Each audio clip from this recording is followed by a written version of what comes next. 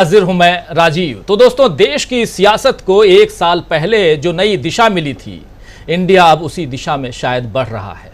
शायद आप सही समझ रहे हैं, मैं भारत जोड़ो यात्रा की ही बात कर रहा हूं और आज पूरे एक साल हो गए और देश की सियासत को जो इस पूरे एक साल में नई दिशा मिली है, उसके कर्ता धर्ता का नाम अगर लिया जाए तो वो जो तस्वीर आप देख रहे हैं दूसरी साइड में, यानी राहुल गांधी वही हैं, जिन्होंने ठीक एक साल पहले कन्याकुमारी से भारत जोड़ो यात्रा की शुरुआत इस प्रण के साथ की थी कि वो देश से नफरत को मिटाएंगे, बेरोजगारी और महंगाई को दूर करने के लिए लोगों को एक साथ लाएंगे। ये अपने आप में पहली ऐसी राजनीतिक यात्रा थी जिसे हालांकि कांग्रेस गैर राजनीतिक कह रही थी, लेकिन राजनीति कहीं ना कहीं थी। इसलिए यहाँ बहुत जिम्मेदारी के साथ मैं राजनीतिक यात्रा कह रहा हूँ, जिसमें न तो कहीं कांग्रेस के लिए वोट मांगे गए और न ही कोई सियासी रैली की गई। इसमें लोगों से जुड़ने के लिए भी नहीं कहा गया, किसी से नहीं कहा गया कि आप हमारे साथ पैदल चलो, लेकिन फिर भी लोग राहुल के साथ चलने के लिए तैयार हो गए और 2-4 नहीं बल्कि लाखों लोगों ने इस यात्रा में हिस्सा लिया। कन्याकुमारी से कश्मीर तक एक अद्भुत माहौल जो है वो राहुल की इस यात्रा के कारण बन गया, जिसमें केवल मोहब्बत की बात होती थी। लड़ाई झगड़े और नफरत के लिए कोई जगह नहीं थी। बारिश, गर्मी, ठंड सब कुछ राहुल सहते रहे, पैदल चलते रहे और सबसे बड़ी बात कि वो लोगों की बात सुनते रहे। भारत की मौजूदा राजनीति में राहुल गांधी ने एक नया इतिहास रच दिया, एक ऐसा रिकॉर्ड बना दिया जिससे उनके विरोधी खौफ खाने लगे हैं, क्योंकि उनमें इस रिकॉर्ड को तोड़ने की हिम्मत नहीं है।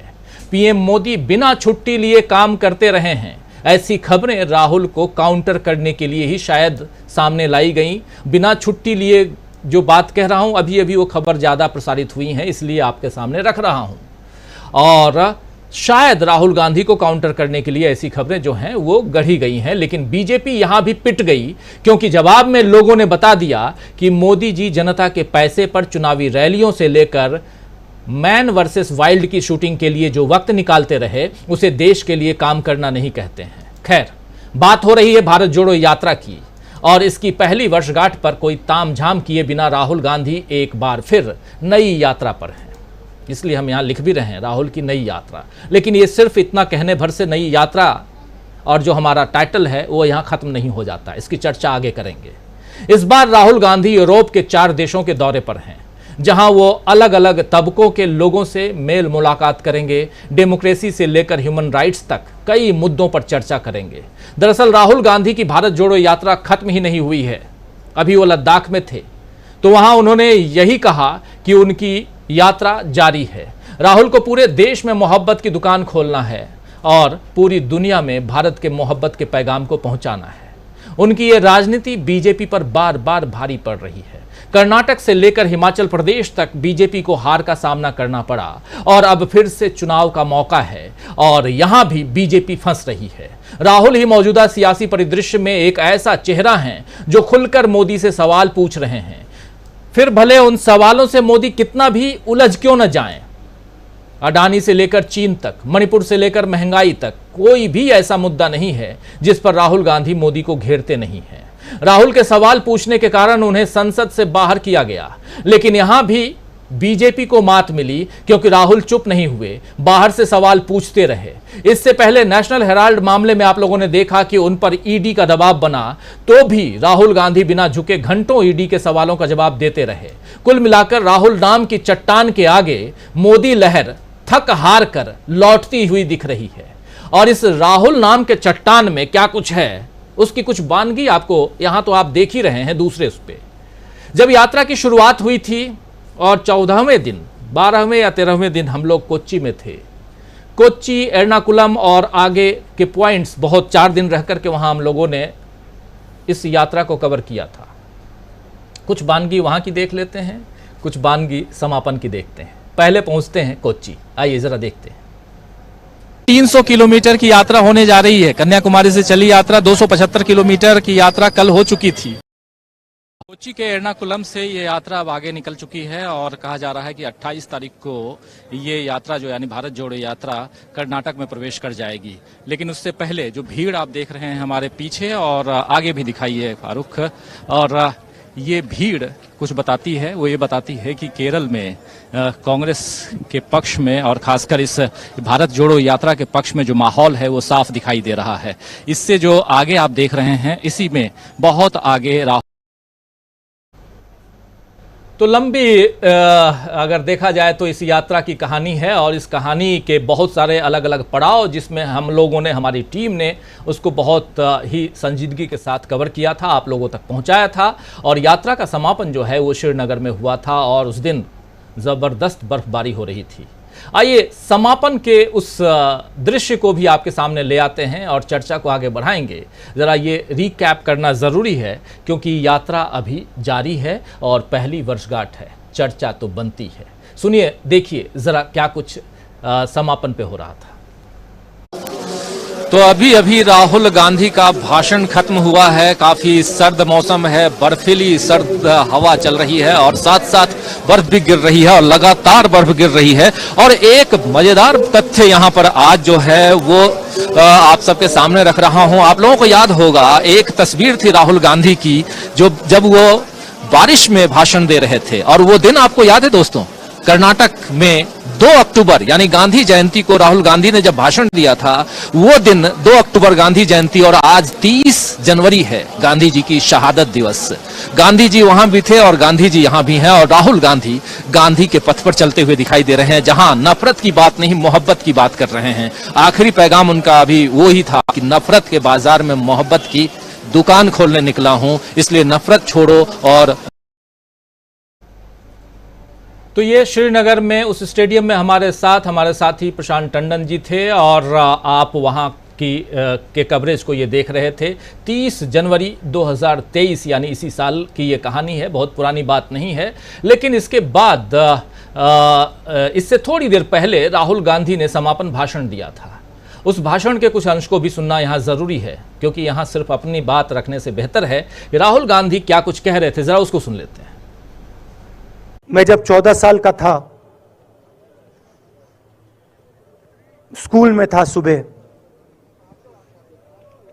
ज्योग्राफी की क्लास में था, मैं पढ़ रहा था, सामने बैठा था और मेरी एक टीचर आई, अंदर आई और उसने कहा, राहुल तुम्हें प्रिंसिपल बुला रहा है। मैं बदमाश था, बहुत बदमाश था जब छोटा था। बहन से पूछ सकते हो क्या क्या करता था मैं, अभी भी करता हूं।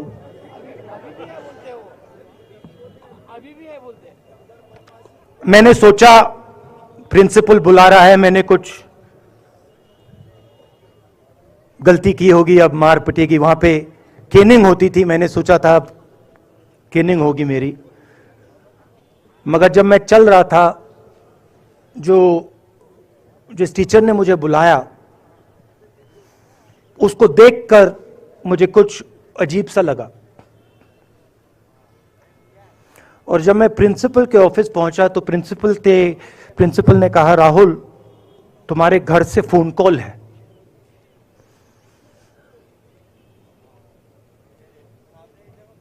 और जब मैंने उसके शब्द सुने मुझे पता लग गया कुछ गलत हो गया है। मेरे पैर कांपे और मैंने जैसे फोन अपने कान पे लगाया तो मेरे मां के साथ एक औरत काम करती है, वो चिल्ला रही थी, राहुल दादी को गोली मार दी, दादी को गोली मार दी, दादी को गोली मार दी। 14 साल का था।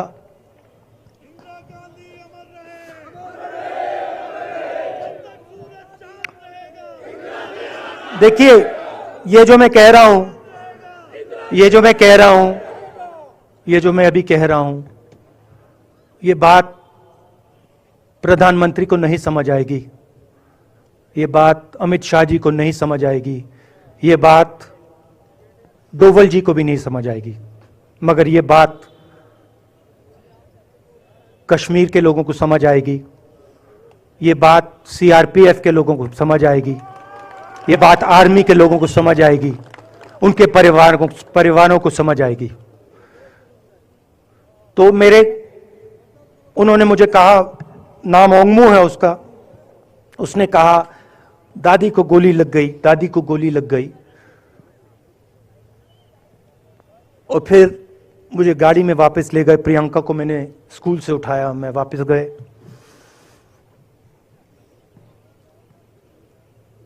और फिर मैंने वो जगह देखी जहां मेरी दादी का खून था।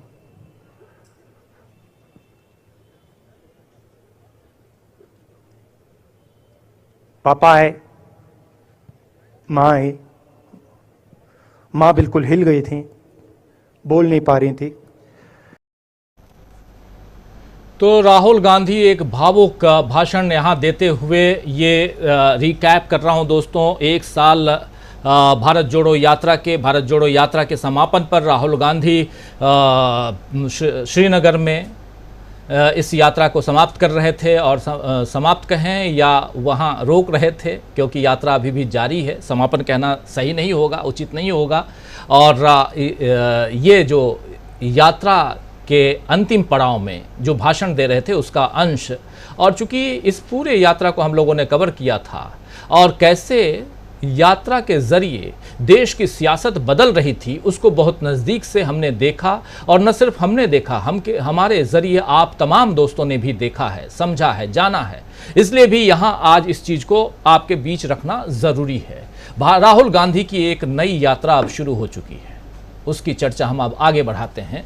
तो आज न्यूज़ पॉइंट में चर्चा करेंगे दोस्तों कि कैसे भारत जोड़ो यात्रा ने बदल दी है देश की सियासत, और क्या इंडिया यानी देश भी और विपक्ष भी, विपक्षी दलों का गठबंधन भी, दोनों, इंडिया का मतलब देश और इंडिया का मतलब दूसरा मतलब जो है वो है विपक्षी दलों का गठबंधन, जो एक बनाया है, फॉर्म किया विपक्षी दलों ने।